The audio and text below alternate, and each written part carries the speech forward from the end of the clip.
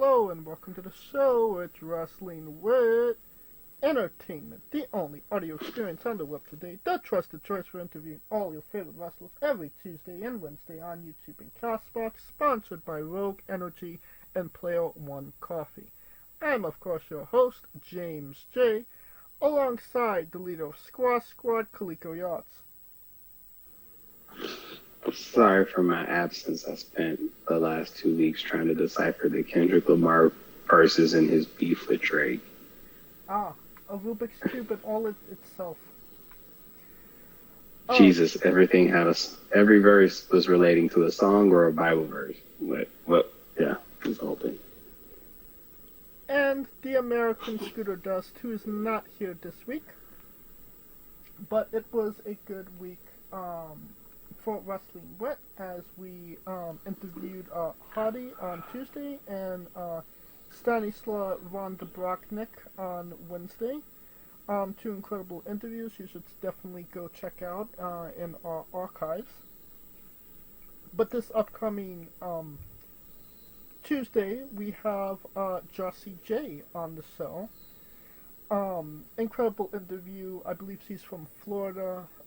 Just won a women's championship after getting into a serious car crash. We talk about all of that. And starting a singles career after her tag team partner left her absent. And a lot of great content in that interview. Definitely go check that out. And then this Wednesday we have Zelina Power, an interview from Austria.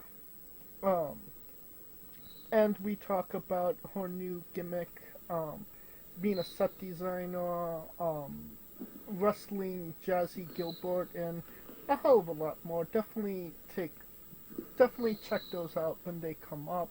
But don't take my word for it. Here's some clips now. Can you tell us about Slizzle? Oh my gosh. So Slizzle was actually okay. So I had wanted that to be my alter ego at one point because I was always a heel. And I was like, if I turn babyface, that would probably be my nickname. And I got that nickname because I love Eminem. Eminem is one of my favorite rappers. He is my favorite rapper. I love him to death. And in one of his songs, he calls himself Slizzle. And I was always playing that song, right? So at one point, I will always pop up with like Eminem music in my ears, and people will always be like, "Oh, what are you listening to?" I'm like, "Oh, Eminem." And they'd be like, "Oh, you're trying to be like a Slim Shady or something?" I was like, first off, I'm not slim and I'm not shady. So I will always say that, but I was like, it's not really a diss to him. I'm just saying I'm not slim and I'm not shady. And they will be like, "Oh, they'll be like, oh, he's not going to know who you are, blah, blah, blah." Because I always call him like, "Oh, he's my dad," because his music raised me. I will always say that. And on top of that, he made a song with Snoop Dogg. Snoop Dogg is always like, "Fish is a whistle," always saying those things. Yeah. And I remember kept playing that song, and Slizzle kept popping up, and I was like, dang, I like that name. And then people were just like, "Oh, so you're just going to be Slizzle now?" Like people in high school. And I was just like, maybe. And at one point, one of my posts, I was like, my alter ego will be Slizzle. And oh my gosh, I was so old. You just brought back a memory. I know, and a lot of people always be like, "What up, Slizzle? What up, Sliz?" And I'd be like, just call me Josh. We can forget about the whole Slizzle thing, please. Just forget about the Slizzle thing. And when we shot the film, I honestly didn't know a lot about it. And I think 1.5 years later, suddenly I saw a poster in Vienna with me on it. And I was like, okay, seems like it's in cinemas now. And I think it won some prizes as well. But not because of me. It was because like the whole film was really good. But it was definitely because of you. Sure. Everybody should book me for their films. You get awards. Yeah.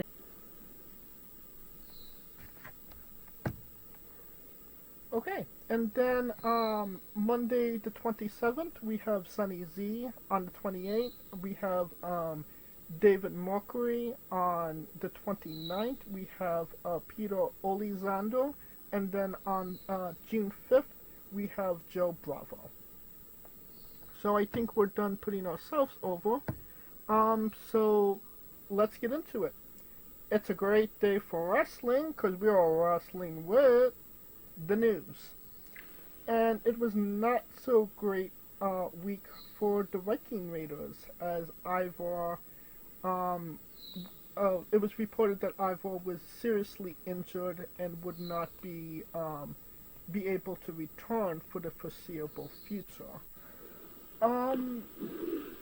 What happened there? Because it seemed like he was getting such a good push. They were giving him a proper singles run, and then everything just kind of died down. Yeah, I mean, but he's a big guy, and the way that he moves, it's kind of like a risk in itself, right? True.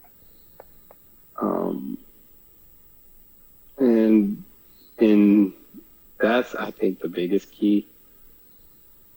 Some of the moves he didn't do, like, there were spot moves, but, from what he said, it's serious, and he hasn't had surgery, so he's trying to figure it out. So he's trying to think of whether he's going to deal with the pain or have the surgery to have it healed. And he seems the type of person that would do, like, the natural healing version before he goes under the knife, right? Right. So it's going to be one of those things where he's going to have to, how can I put it? Like Vader and Bam Bam, they wrestled big. They were mobile, but they wrestled big more than they were mobile, right? Right. And it seems like, and I'm not saying that he's guilty of this, but it just seems like he needs to be more power-minded than agile-minded, if that makes sense. I get that. But this seems like he needs to wrestle more to his suited strength, and it's but I give him the caveat that he's wrestling single, in which he would be an anchor to his tag partner. And that's another question. I'll just call him Olaf, the other member of the Viking Raiders.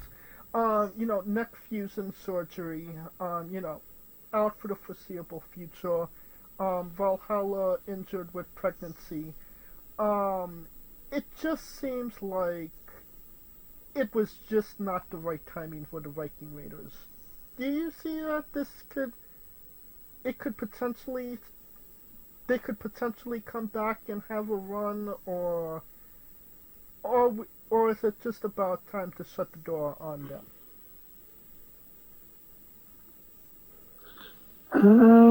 I wouldn't say shut the door, but only reason I would say shut the door is because of the fact that they essentially took the tag belts and split it, so they're gonna need tag teams. The biggest thing is for them to get healthy, more so than anything. Well, and once they get healthy, then we can see their place. Because now with the belts being split, no need to, Well, we shall see. No need to do anything. Well, the injuries just keep on rolling, especially when it came to the King and Queen of the Ring tournaments. Bobby Lashley, Zelina Vega, Asuka, Drew McIntyre, all injured. With, I don't want to say there's any timetable, but it is kind of like this is like AEW level injury list at this point. Um, Asuka already said that her knee was pretty bad and she kind of got through things. Nothing, nothing that happened instantaneously, just, wear and tear. Uh, is it just like bad timing that all these injuries happened all at the same time? It would be bad timing if it were that was it on the roster. That's why they keep a stacked roster. So they could go without missing a beat. Because keep in mind, you can make the argument that WWE is, and people are going to say this, WWE is on a high point right now. And look at the list of people who are out. Seth Rollins, CM Punk, Asuka, Bobby Lashley. You know what I'm saying? Like, right. So they're able to plug and play. And considering that they have this, it's not like they're placating to one story. They're creating multiverses in which everybody kind of deals with each other based on the choices that they make. Kind of like WWE story mode, in a sense. So, if someone does come back, they'll actually come back to something they could sink their teeth into if they are prevalent. Well, obviously, and if they're not, yep. And if they're not prevalent, then them coming back and making a big change is probably overdue. Asuka is going to go back to Damage Control. Bobby Lashley don't necessarily have a storyline going on at the moment. No, because he just got over the Pride story or the Testament. The Testament storyline. Yeah. So it's kind of like wait and see at this point. So with him, like there wasn't anything for him to do per se, and I guess Selena will go back to the LWO, but she's kind of due for a revamp as well, I would say. Depends. Because I don't. Honestly, the best thing they should have did was her highest moment so far was the Puerto Rico match and her getting back with Ida Love.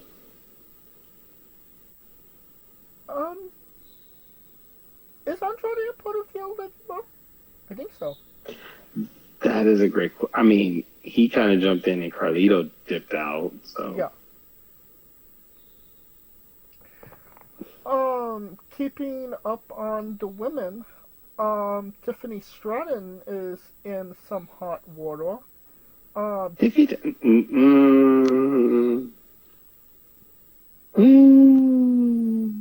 I wouldn't say hot water.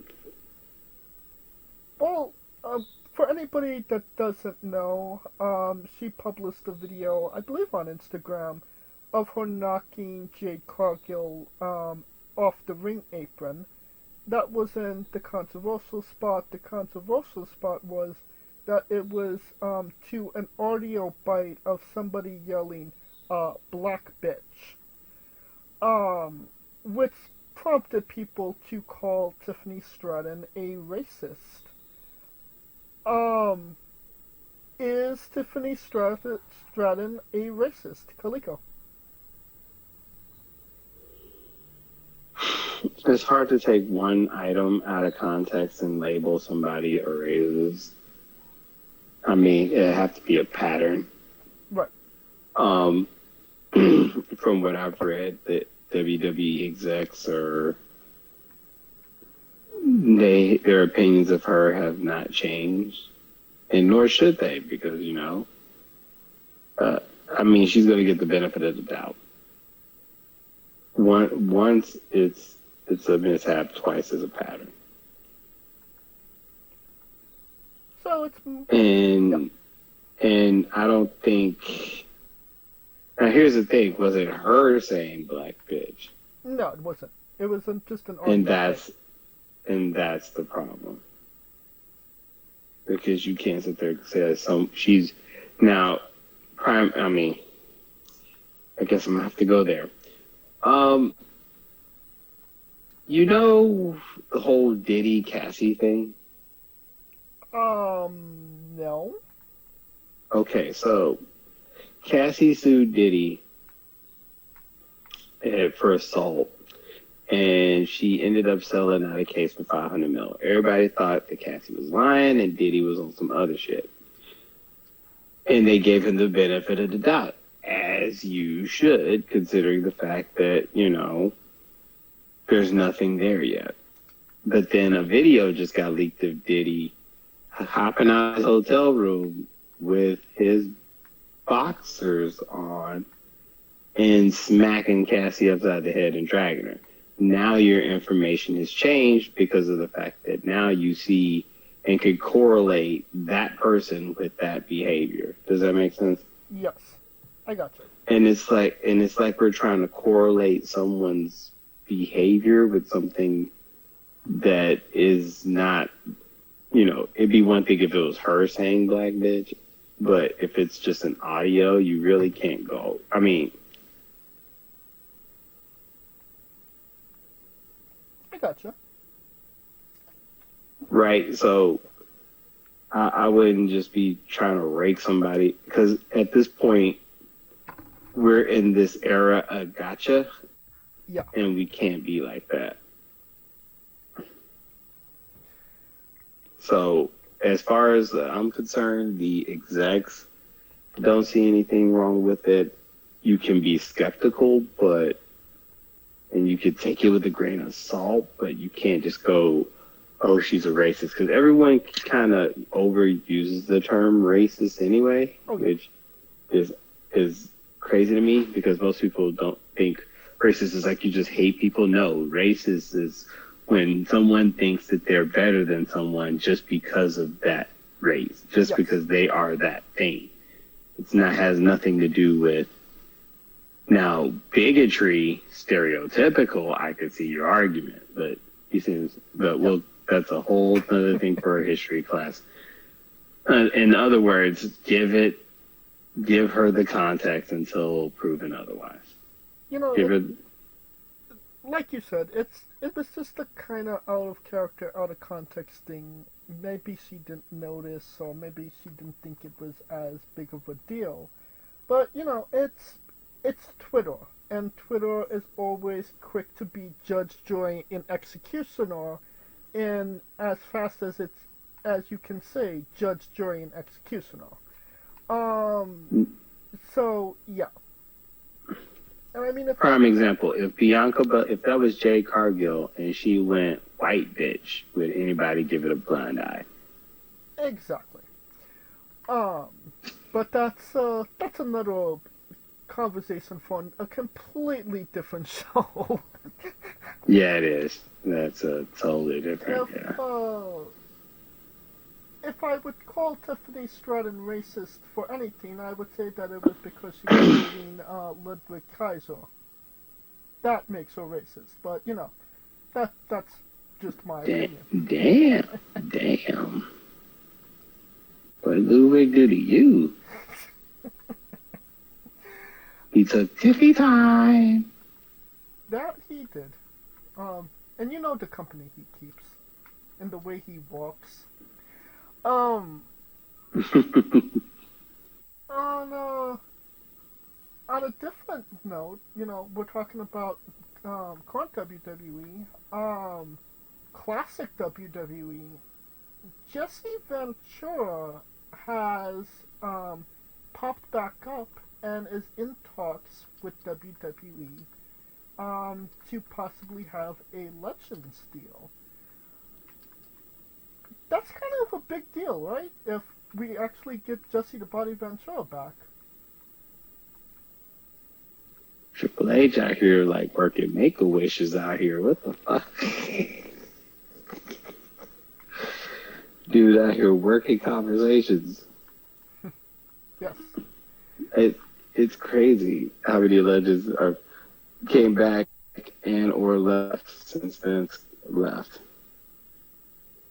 Right. And I mean, it is interesting because he said the deciding factor of him talking with WWE is because Vince McMahon is no longer there, which is kind of interesting to hear, considering, you know, how closely Vince McMahon worked with Jesse. You know, obviously they did commentary together for all those years. But I think Jesse was the guy, if I'm not mistaken, he was responsible for for people getting royalties on like VHSs and shit. The Union. Yeah. Yeah. So Is Jesse the body? it makes sense. Is Jesse in the Hall of Fame? He should be. I would think he is. I don't think they would leave someone like that. A guy who went on to become governor too. I mean, they left Muhammad Ali for 40 years. I mean, he made it, and for the record, yes, he is. He made the Hall of Fame in 2004. Okay, there you go. So, I mean, it's not like he needs a Hall of Fame induction. But, Right. I mean, it'd still be cool to have, you know, a legend from that time back in WWE. And, you know, Jesse makes waves. You can call him somewhat of a past CM Punk to some degree. Boy, now he's smoking crack. Says what he wants to say, disrupts Sick. the system. Just he has the political backing that Punk maybe didn't have. Well, of course he's a former goddamn governor. My point exactly. And he found the aliens in Area 51 too. Oh, God, help us. In all honesty, do you think that something is actually going to come of these talks? Do you think he's actually going to sign on the dotted line, or do you think things are going to fall through considering who he is? I don't think it's about who he is. Everything is about timing. And one, what would his purpose be? And two, what would he be able to offer? I mean, considering the last time he... Yeah. I mean, considering the fact that is there a clamoring for JC the Body Ventura? Probably not, but... Again, it's kind of... The last time he was in WWE, he gave Sheamus the #1 contenders match that gave him his first ever world championship. I think people sometimes forget that.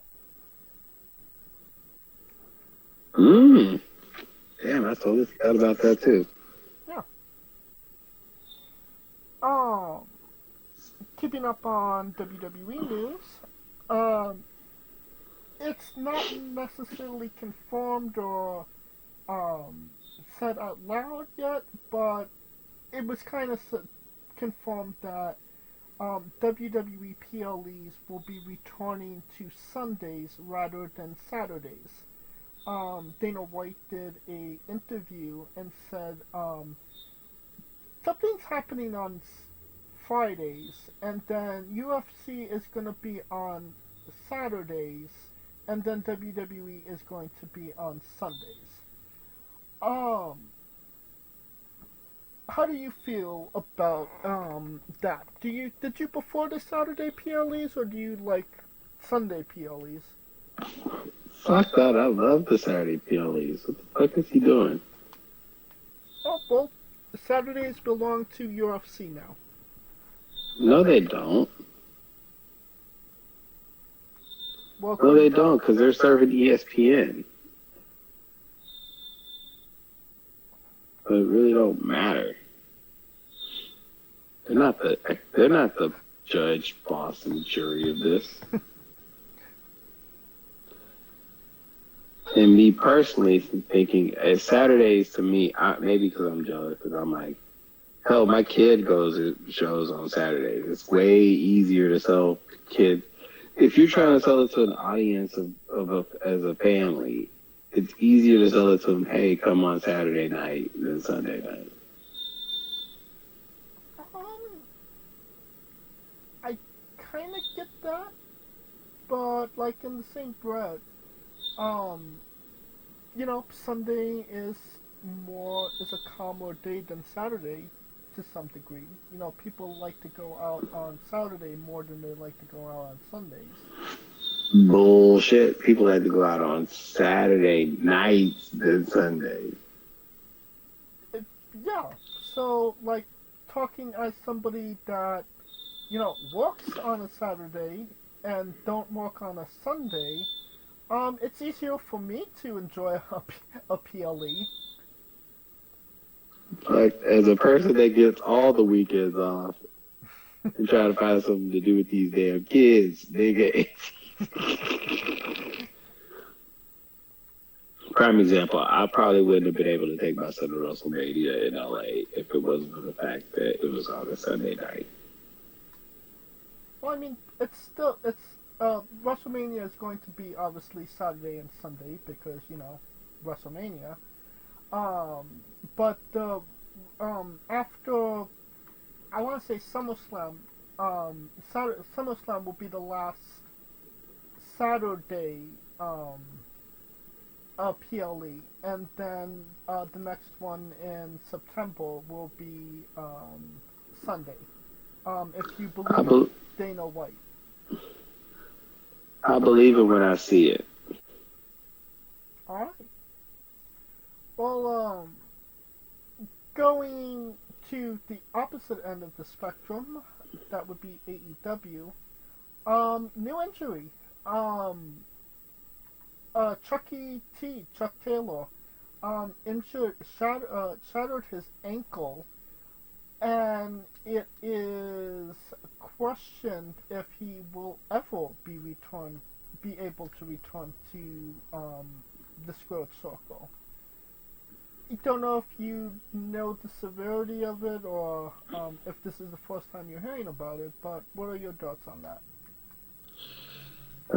I hate when anyone has to, have their career in jeopardy, so all I can say is I hope it's not worse than what it alleges is, and a speedy recovery to get back to the ring and do what he needs to do. I agree.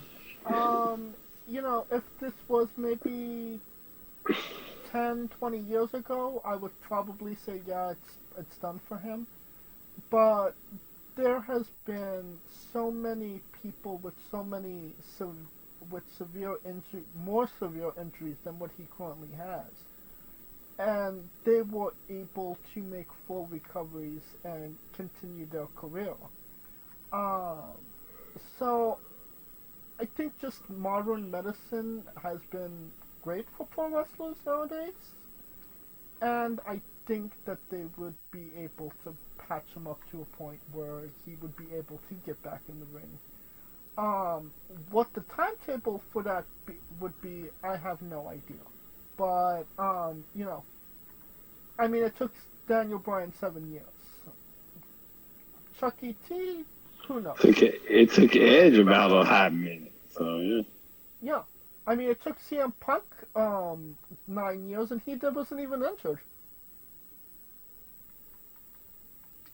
That was the pettiness in him. Pettiness is an injury. It can be. They did say that they were looking to transition him to a agent role in AEW, so he has something to fall back on. I don't feel like I know Chuck Taylor well enough to really criticize if he would be a good agent or not. What are your thoughts? Yeah. I mean, yeah, pretty much. It's like trying to dictate if a person's gonna, like, if a first-time coach is gonna be a good coach. You won't know until they do it. I think that's a great way to look at it. You know, he could be great at the job, or he could be the drizzling shits. But will Tony Khan notice either way? Probably not. Damn. Something that Tony probably didn't even know happened was the legal issues with Cash Wheeler. As we covered September of last year, you know, Cash Wheeler went on a shooting spree in his car, you know, shot up an orphanage and all that good shit. And his court date finally came up recently, and the case has been dropped. So it's great that, you know, he could finally kind of get past those legal issues he had that weren't really warranted to begin with. You know, there wasn't a lot of weight to what whoever was saying that he did. I even, you know, speculated if it was the Young Bucks saying it at one point. But Kaliko, Cash Wheeler getting out scot-free. I mean, he's the opposite of Diddy at this point. I think everybody's the opposite of Diddy at this point. Pretty much. He's gonna be the opposite of Diddy and Drake. So there you go.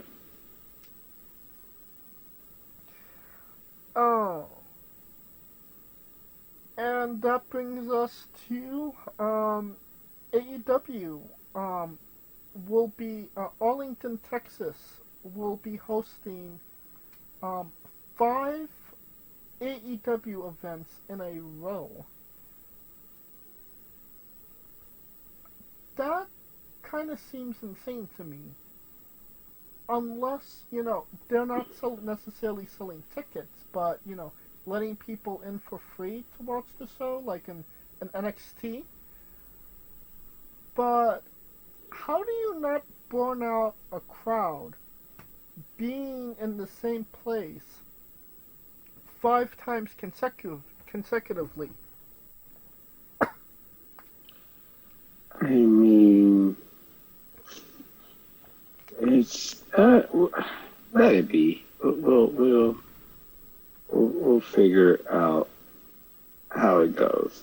I mean, Arlington, Texas. It's if anybody knows it on the map, it's not that far from Dallas. So it's not like people from Dallas can't make the commute. So, but 5 days, I mean, shit, WrestleMania pushes their luck with and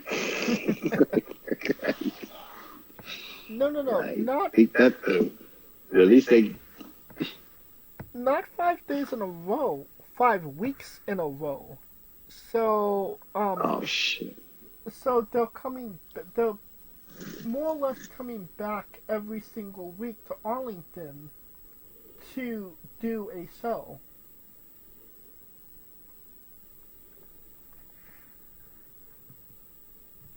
I mean, maybe Arlington's the new Chicago. I know that they lost their good graces with Chicago, considering the whole CM Punk ordeal. Exactly. Yep. It just seems like another AEW mishap. I mean, I wouldn't say a mishap. Just see where it goes. I will say that the first show will do moderately well, and then each and every show will do decreasingly less until there are maybe 1,000, 2,000 people at the last show. And I'm being generous with 1,000, 2,000 people. I mean, give them the benefit of the doubt. Depends on where they hold. They can do better than the XFL team that's there. Anybody could do better than the XFL at this point. That's my point.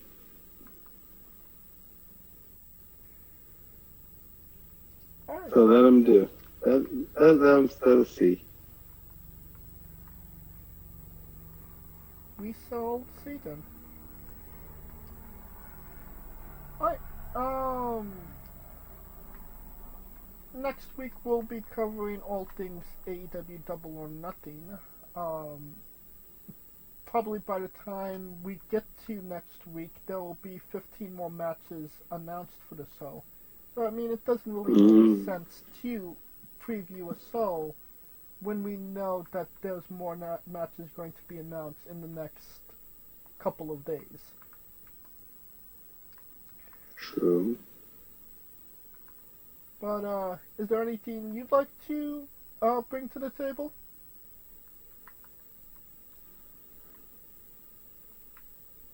I'm trying to think because I was about to tip my hand, but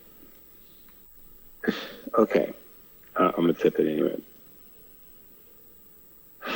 FedEx giving away free tickets to AEW shows, not a good sign. Which shows? Double or Nothing? Yes. Yeah, that's not a great sign. Collision as well. I mean, who's gonna go to Collision? You know, when the big show. I didn't even know they were doing live format. I was like, holy shit.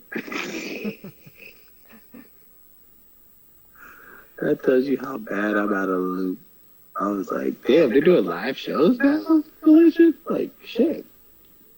Let me see if I could find what is the current ticket sales for AEW.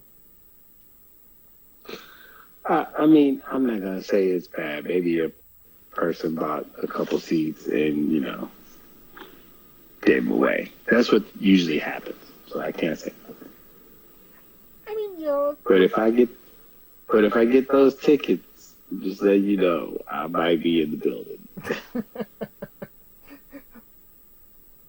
Depends. How good are the seats? I won't know until I get them. Kind of like with the Janet Jackson Ludacris I'm trying to get. I am looking for the AEW ticket sales, and I do not see them. Nope. June. Double or Nothing. Grand Arena, Las Vegas. Available tickets 1,027. Current setup is 7,067. Tickets distributed 6,040. So I mean they sold 6,000 tickets. So I mean out of 7,000. I'm not. Huh? Maybe they're tempting me to go. I don't know. Well, I mean, I believe that's like a 11,000 seat arena. Don't quote me on that. Which one? The MGM Grand. Ooh. Are you talking about like where they hold the boxing events? The Grand Garden Arena. Ooh.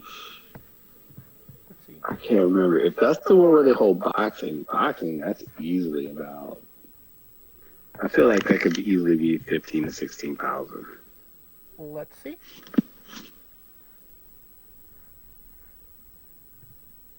If okay. Capacity. With a 15,020 permanent seating, and with That's what I thought. with bleachers 17,000.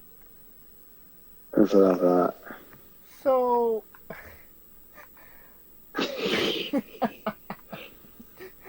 I mean, I could look at a stadium and tell you how I'm like, yeah, it's about 15 to 17. Yeah, it's about 20, 25. Yeah, it's about 80 to 90. Yeah, so 7,000 seats of a 17,000 seat arena. So there are literally leaving a 10,000 seats available. No, that depends on. Well, this is just collision we're speaking of, right? No, we are talking about double or nothing. Well, that means that stage better be big as shit. WWE is getting smaller sets, while AEW needs larger sets. But I mean, WWE got the hottest ticket in town. That it does.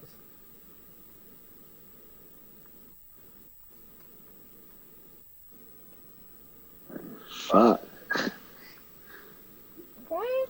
Well, if you know you're gonna go, that you're not going to sell these tickets, that your following is around 5 to 7,000 people. Why would you go into arenas where there's going to be major empty spaces? Because it would look weird for them to do it at a college campus. But they did do it at a college campus. Where? The one in San Diego you were at. I mean, Aztec Arena, but Aztec Arena, compared to the Thomas and Mack, Aztec Arena is like SoFi Stadium. And that says a lot. Because Aztec Arena could fit about right around the same, 12 to 15,000. See, that's how I know. It's like, okay, about 12 to 15,000. Mac is a little bit smaller. MGM Grand is 15 to 17,000. They're doing like these, because they're probably doing like also those packages and shit, so it's easier for people to walk from their hotel room to their garden. You know what I'm saying? So convenience could play a factor. You're not going to get the T-Mobile Arena.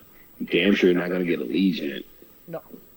So, you know what I'm saying? So, that's pretty much the only spot they were going to get. I mean, isn't there... Yeah, I mean, they could have did it in, what's the name of it? Not... Okay. Hold on. Give me a minute. Sam's Town. That arena. I don't think that's in Las Vegas. Yeah. It's like a 500 seat hall that Ring of Honor used to run, and now TNA runs. I'm done with you. Just go away. My point being, why run arenas that has a higher capacity than you can offer? Why not go into something smaller that looks more aesthetically pleasing on TV to say, hey, we have 5,000 people in this small arena, but look, there's people literally all around the ring. One, because they know that they have at least a ceiling. So or a floor. Let me see. They have a floor, so they know they won't go below this. So anything above that would be gravy, possibly. But then again, people enjoyed AEW. You just gotta let them enjoy it. I think AEW, and we've always been going over this, and this just seems like no one's going to listen, but they just placate to a group of people that are just super anti-WWE. Right. And they've never grown that audience. Well, think about it. They signed two of WWE's biggest stars, and it didn't really move the needle, not a damn bit. Are you referring to Edge and Mercedes? Yeah. Yeah. They signed Will Ospreay and Okada, the two biggest stars from New Japan, and that didn't move the needle. Don't get me started. Because Tama Tonga was a mid-carder in New Japan, and he looks like a star compared to fucking Okada in AEW. People have been saying that. They said, like, in the 2 weeks that Tama Tonga has been in WWE, they made him a bona fide star, and in his first match, he defeated Randy Orton, and Okada's been there for Okada's been in AEW for 2 months, and he's been a mid-carder the whole time. Yeah.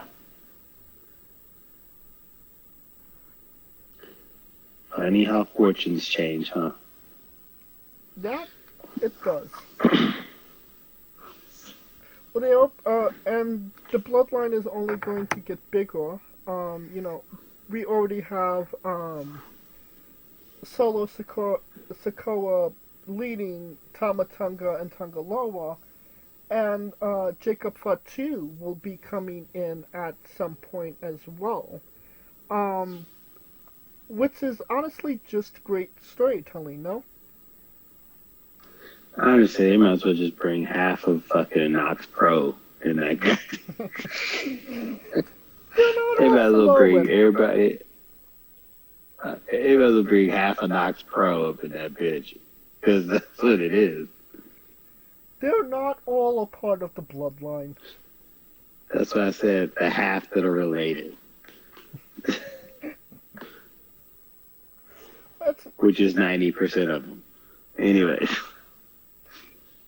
It's interesting, like, the bloodline has changed so drastically in the last couple of months than what it was. And, obviously Jay is on Raw, Jimmy's injured. No person. Jimmy's on a milk card. Yeah.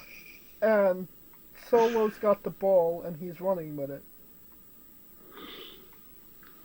Hey. And you know what's funny? People kept yelling like, oh my God, how come he said losing's not an option and he went 0-38 in his house matches? And it's like, it's not about what you do at the house matches. It's what you do when you're on the TV, sir. Who said losing's not an option? Because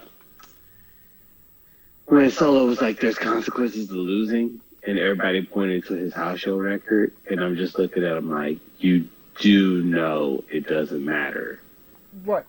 It doesn't. Until it's how they look when the cameras are on and the eyeballs are watching. Exactly. And no one gives a shit that he lost to LA Knight in Wichita, Kansas. They gave a shit that he beat John Cena. They saw him beat John Cena. So you can't sit there and say, oh, he ain't shit. But they saw this dude, like, pummel John Cena to a pole. That's what I was going to say. They definitely saw him beat John Cena, but they definitely did not see him lose to LA Knight in Wichita. Right. And a bit of good news, a little bit of bad news. Kenny Omega announced that he will be getting surgery sooner rather than later.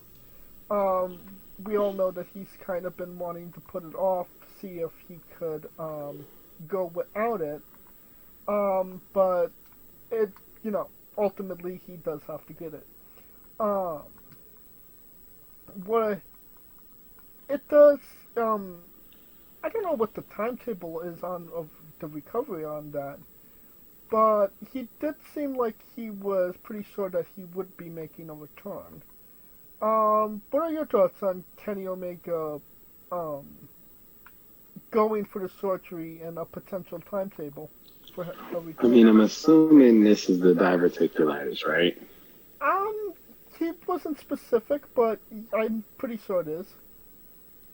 Well, there's only one person you can compare it to, but unfortunately, it's a freak of nature, and that's Brock Lesnar. Right. You can't really compare people to Brock Lesnar. Because this guy almost, but then again, you can, because I think his timeline, it was like a year. Really? It was either a year or 6 months. But I can't imagine that wasn't reduced significantly because he was Brock Lesnar. I mean, but nigga, everybody bleed. Fuck all. But when he says stop bleeding, his body stops bleeding because he's Brock Lesnar. Okay. 7 months. So his was 7 months. So, you're looking about around a year for Kenny Omega. Being nice, I'd say 10 months. I mean, 7 months for Brock. About 9, maybe 8 or 9. But then again, Kenny's not a slouch athlete, so it could be a little bit in that range. It's not that he's a slouch, but, he's not exactly a spring chicken anymore, and he has, other nagging injuries that aren't, internal. I mean, Brock Lesnar was what? He had that surgery in his 40s. 30s? He had to be in his 40s. No. He's in his 40s now.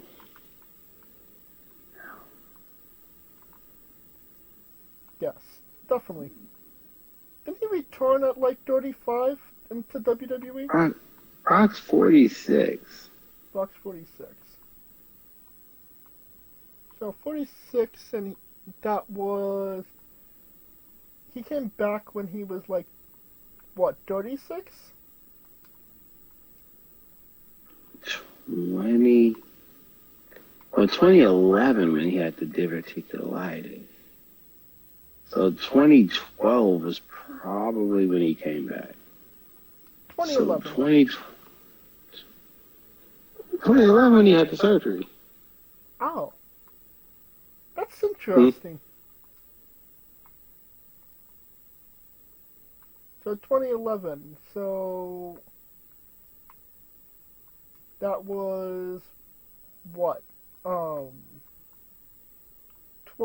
13 years ago? 13 years ago, so 33? Which is a lot younger. Prime Brock Lesnar. Yeah. So you're comparing Brock Lesnar at literally the peak of his physical specimenism to a much older Kenny Omega.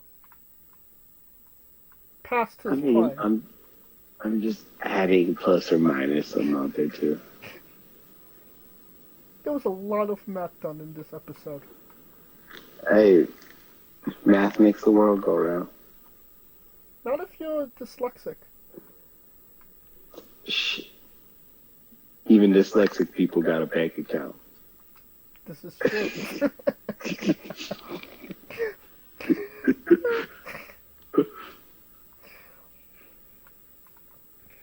Alright.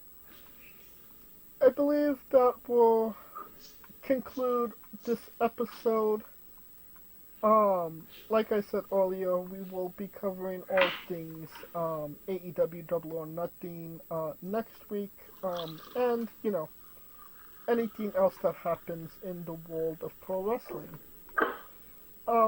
Actually, no, there is one more thing that we can talk about before we get out of here, and that Lucha Vavoom? no, it's LA. It's LA Knight. Last week on SmackDown, he was supposed to wrestle Santa Escobar, and the match was scrapped and put on a live show, which caused people to start using the hashtag WeWantLAKnight. Reminiscent to, the We Want Cody movement. But it did die down like in a day or two. Are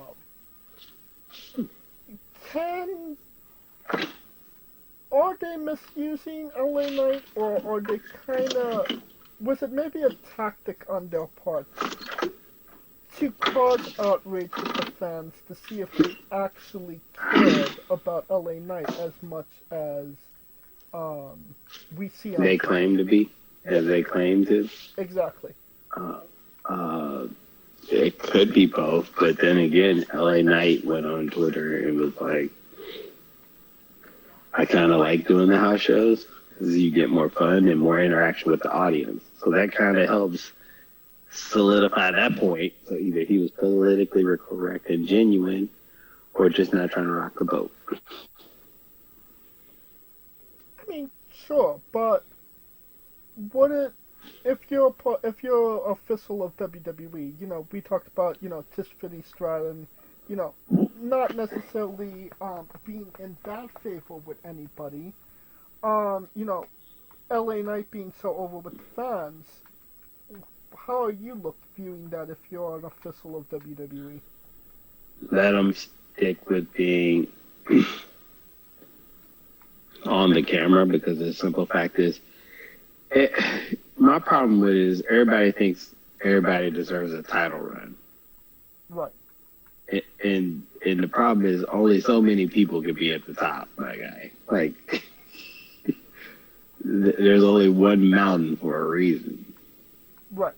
Well, I mean, two mountains. So, well, one mountain in the sense that as much as Damien's a champion, the face of the company is Cody. Correct. So, there's only one king of the mountain for a reason. So, I mean, if LA Knight is hot, he's getting his burn, the people are buying his merch, and he's good. Don't fuck it up for him. With y'all bullshit. That's all it is. Don't fuck it up. I mean, it's not out of the realm of possibility. You're saying, not a WWE championship run. But, I mean, a King of the Ring win wouldn't necessarily suck, no? I think Gunther's winning King of the Ring, and for the record, and I think LA Knight is in the running for Money in the Bank. But how do you... For sure. But King of the Ring, it's Gunther. Well, I mean, let's say LA Knight does win Money in the Bank. You can't have him cash in on Cody, right? You cash in on Priest. I think... Or, from what I heard is, then Balor win Money in the Bank. And that would just be some trouble, bro. Ooh. That would be interesting. Actually, King of the Ring... See, and this is... Yeah. You say what? No, continue. No, I think that would be interesting. That would be interesting if I'm being honest. Well, I mean, it is next Saturday. Um, so What, King of the Ring? yeah, we have Yeah, so King of the Ring. I think King of the Ring would be a thing where either they're trying to. I mean, back in the day, they used to use it to get a title shot. So I don't know what the fuck they're doing with it now. But Well, let's put this on the shelf for one moment. Let's take a quick word from our sponsors, and we will review King and Queen of the Ring after we come back. So, Rogue Energy, the only gaming drink company in the world with 4 unique product lines to suit your task at hand, whether it be juices, shakes, smoothies, and everything else in between. Their low-calorie, no-sugar energy formula is the perfect alternative to sugar-filled canned energy drinks and sodas. Their extreme formula provides the most energy, focus, and sports performance possible. Their hydration line offers focus, ingredients without the added caffeine. Drink it anytime you're thirsty. And their shake formula is so delicious. Who doesn't love a cookies and cream, 0-calorie energy milkshake? First and foremost, they've designed every Rogue product line with performance and effectiveness in mind. It is critical that you look at the nutrition panels of drinks when comparing options. There are countless off-brands out there that are presenting low-quality, poorly dosed formulas that amount to expensive caffeine water. Every formula they produce is designed with optimal levels of high-quality ingredients. Additionally, you won't find a powdered gaming drink brand that dissolves better. No need to have chalky textures in your drink. Their taste profiles are unmatched, specifically designed for gamers, athletes, students, entrepreneurs, people with hectic schedules, individuals with low energy, podcasters who can't shut up, people who are health conscious, and so much more. Great as both a pre-workout and as a coffee energy drink replacement. Specifically designed every Rogue product line to be the best gaming drink on the planet. Rogue Energy, more focus, more wins. use promo code WRESTLINGWITHE for 10% off your next purchase. And we are wrestling with WWE King and Queen of the Ring. It takes place next Saturday in Jango Fett, Saudi Arabia, at the Jango Fett Superdome, not the Pontiac Silverdome, as some people might have thought. And yeah, it's kind of we could kind of gather who's gonna get where and when with everything, because King of the Ring, Queen of the Ring. I could make the argument that being the king or queen of the ring doesn't necessarily do a lot for your career unless you're Booker T. But that's my Kaliko. he stretched the shit out of that. He stretched it. Okay, got a British accent, dead thing. Talk about living the gimmick. Yes. But we'll speculate in a moment. Let's talk about the matches that are confirmed. Becky Lynch versus Liv Morgan for the Women's World Championship. Who wins, Kaliko?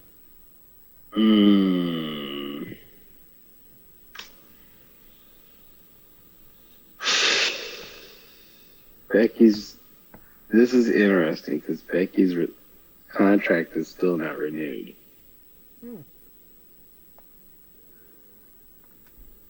Honestly, I think Liv would be better to get it at SummerSlam. I honestly wouldn't think they would give the belt to Becky if she wasn't okay with losing it to Liv.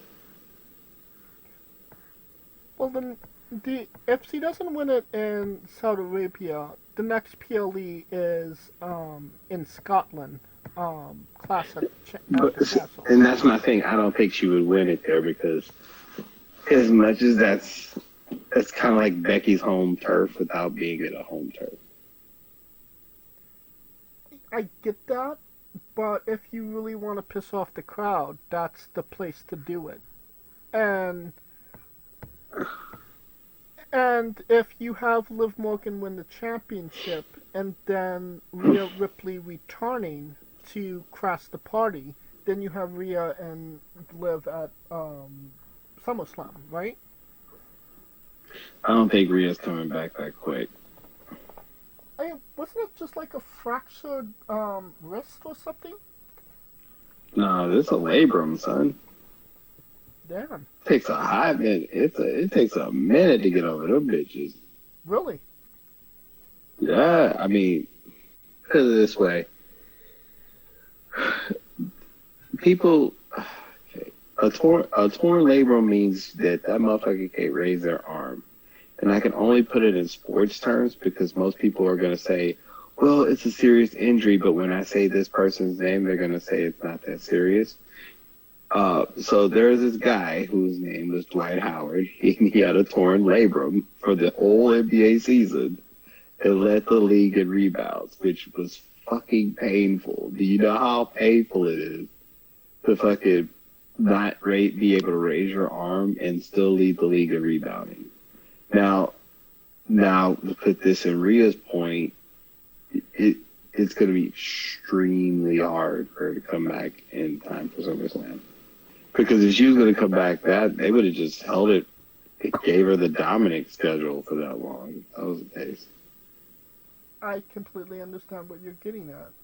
Interesting.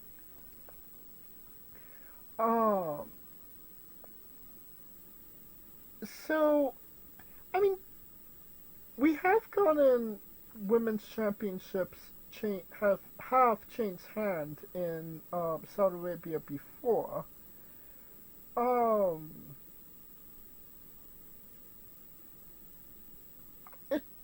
I want to say Becky because the whole gripe with Liv is that she isn't championship. It's kind of like the Drew McIntyre effect. But, you know, what is it kind of... I kind of feel like she has to go a little bit further before she does actually win the title. You know what I mean? Yeah. The question is, and everybody's like, how come she just didn't win it immediately? Right. I think they want people to invest in the character before they give her the belt. I think... The same way people had to invest in Rhea Ripley, the character, before they gave a damn about her being the champ. I think Liv Morgan needs a little bit more time to bake before they decide to pull that trigger. So I'm going with Becky Lynch. Kaliko?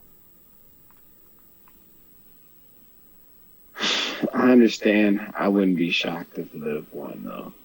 Just saying. Definitely not. Alright, we have Sami Zayn defending the Intercontinental Championship against Chad Gable and Bronson Reed. Who wins? Kaliko? Sami Zayn. He is not losing in front of the Saudis, homie. Like, Agreed. gotta chill the fuck out. Oh, not happening. Yeah, and it seems like Johnny Knoxville wants a return match against Sami Zayn as well. So, who knows? Maybe he'll be dropping the championship to Johnny Knoxville sooner rather than later. Ain't no goddamn way he dropping them belts. Tell me you want like to see Johnny Knoxville as the Intercontinental Champion. I wouldn't like to see Johnny Knoxville as Intercontinental Champion. There you go. Welcome to Monday Night Raw. This is Johnny Knoxville. Alright. Because that match, Sami Zayn made Johnny Knoxville look like fucking Bruno Sammartino. So yes, he did. Then we have the King of the Ring finals match. The semifinals aren't necessarily done yet. We have Gunther, Jey Uso, Randy Orton, and Tama Tonga in the mix. you kind of alluded this during the news portion of the show. You're looking at Gunther, right? Yeah. So who does Gunther? I mean, because he needs a direction Right. after the title. So who does he wrestle though? Does he wrestle Randy Orton or Tama Tonga? It would make more sense for Orton, because if they really wanted to, they would have done Dragunov and Gunther, and they're not seem to be ready for that yet. So, with that being said, it has to be Orton because Orton has nothing to lose. Right, and I mean, Tama Tonga just came in, but, it wouldn't be out of the realm of possibilities if he lost the match to Randy Orton, considering who Randy Orton is. And Tama... I mean, I would even see it like a DQ, like where he's just more concerned about whooping his ass than he is about winning the match. I mean, that could happen for sure, too. There's definitely a lot of scenarios where Tama Tonga can be protected.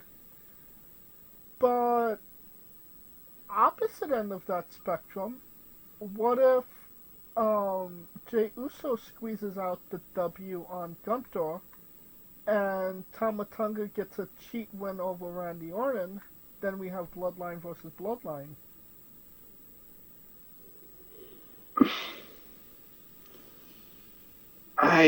The only reason I don't think Gunther's losing, because think about it, he's only lost what?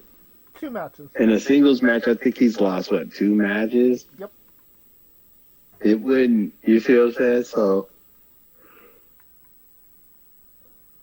Jay, there's a multitude of ways to get Jay back into the Bloodline mix. Oh, yeah. The King of the Ring would not be one of them. I mean, but it is a good excuse. It's a good excuse, but the problem is that, like, if they weren't, at this point, if that was the case, Jay would have been pissed off from jump about his old brother. He like, man, fuck that shit. Right. Like, fuck that dude. To be quite honest. I mean, it does seem like it is Gunther's tournament to win. And, Randy Orton getting to the finals, not, out of the realm of possibilities, but losing to Gunther, it helps Gunther, and Randy Orton's Randy Orton, so, a loss to Gunther is not going to hurt him. Yeah, tough on Randy. So, we're both in agreement, Gunther for the King of the Ring, 2024. In agreement. Indeed. Okay, Queen of the Ring. The second time ever it's been done. We have 4 names: Io Sky, Lyra Valkyria, Nina, Nia Jax, and Bianca Belair.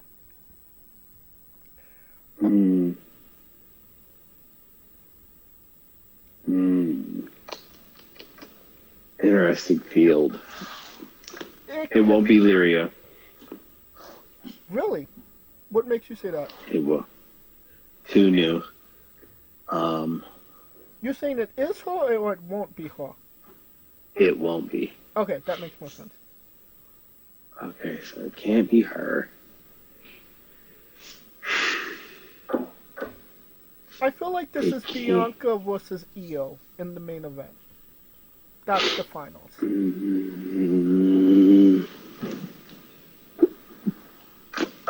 Possibly, especially with the whole damage control angle.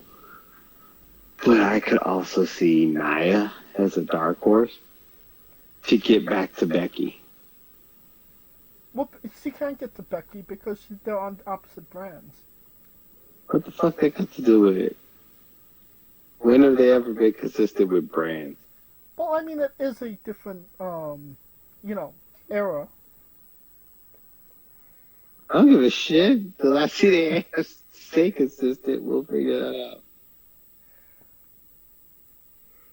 I mean, Bianca doesn't necessarily need it, but Nia, She doesn't. you Who could make the who would benefit it? Who would benefit the most from Queen of the Ring? well, I mean, just to get back on her feet, Io, keep her strong after the loss to Bailey, or Nia, who hasn't necessarily gotten anything since she returned to WWE. So Nia's winning Queen of the Ring, is what you're saying.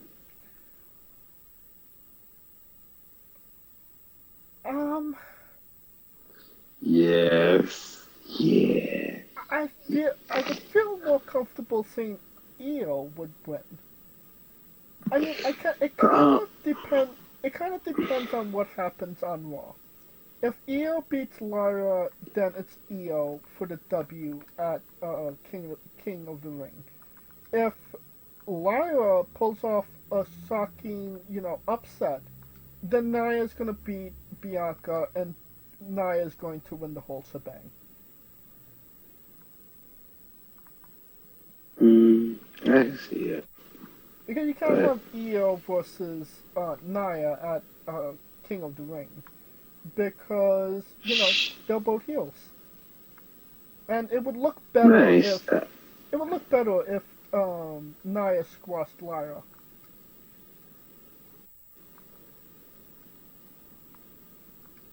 Agreed? I mean, I just see Nia would be the biggest benefactor from it. So I'm gonna go Nia. I'm riding Nia to the wheels fall. Of course you are. Unintended. Unintended. Yes. Team out my hole. I'm gonna go with Io. And we shall see. Then We will indeed, sir. we have the main event, the last match, the thing all the Saudis paid to see. Cody Rhodes defending the WWE Undisputed Championship against Logan Paul. I think this is actually a really smart thing to put Cody against Logan, because you're 100% going to get a negative reaction for Logan, and a 100% positive reaction for Cody.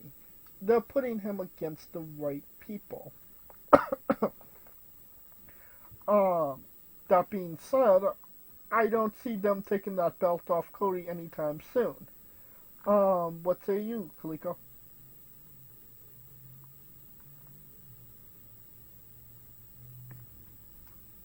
Yep. Kaliko? Did we lose Kaliko? Was he? Nope. Oh, respawn. Did not lose me. So It's just. Yep. I'm just trying to think it. This one's interesting because it's like Cody just got it. It's gonna be a funky finish, I think. does it have to be a funky finish?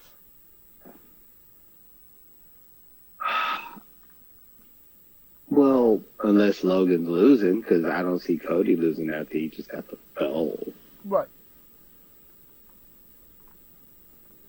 So it's either funky finish or Logan losing. I mean, it doesn't necessarily hurt Logan to lose to Cody. Maybe not, but it's like I'm trying to think.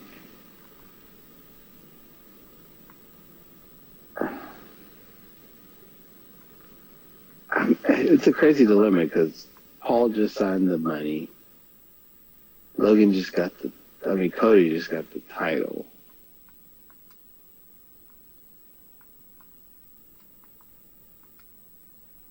I mean, I think it's pretty straightforward.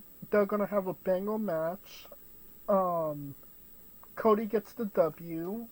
Everybody goes home happy.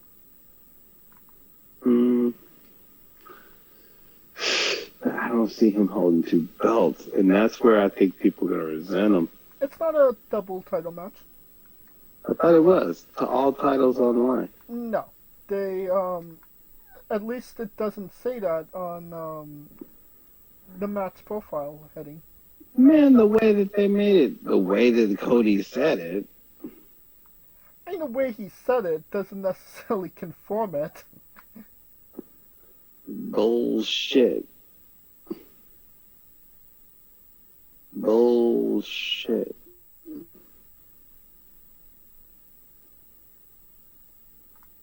Oh, okay. So now the match is for the undisputed title. So hell yeah, Cody's winning. There you go. All right. If it was title for title, then that would have been a lot harder. I mean, even then, I don't think it was going to be that hard. They were not going to give Cody an L this soon into his title reign.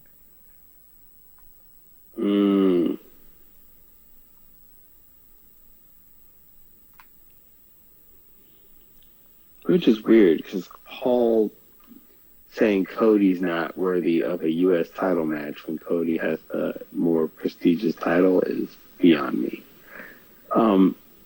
Only in Logan Paul's mind. Hey, I mean, who's to say? But The guy with the battle belt? hold on. No. Like, oh snap! I heard a car go off, a cop car. Anyway, but we'll see. I mean, it's not like Cody's doing with the title what RV did with the television title.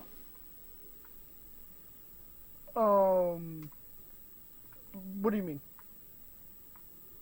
Make it better. I mean, he's only held it for like, what, 2 months? Bullshit. I mean, you gotta give him a minute. I'm talking about. Oh no! I'm thinking Logan. My bad. Oh, Logan. Okay. There we go. Wrong person. I mean, yeah, I get that. But, you know, I mean, he has been champion for a while. It's been a hot minute. It has. So, yeah, I mean, it just is what it is. A hot ass minute. Alright, I believe that will conclude our coverage of WWE King and Queen of the Ring and this episode as a whole. Thank you for listening. If you like what we're doing, please like, subscribe, comment, both on YouTube and Castbox. This was sponsored by Rogue Energy and Player One Coffee. Join us this Tuesday as we interview Jossie J. This Wednesday as we interview Zelina Powers, and follow the show at Wrestling with E, both on X, Thread, and Instagram for information on who we're interviewing, when we're interviewing them, links to those interviews, and so much more. Follow me personally at JamesJ993. Where can we find Kaliko?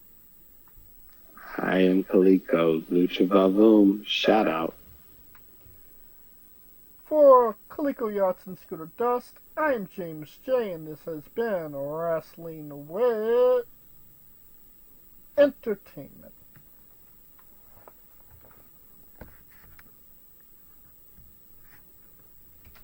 Hey folks, this is the Colossal Mike Law, and you are listening to Wrestling with Entertainment. Enjoy the show, support these guys. We appreciate it very much. We'll see you at ringside.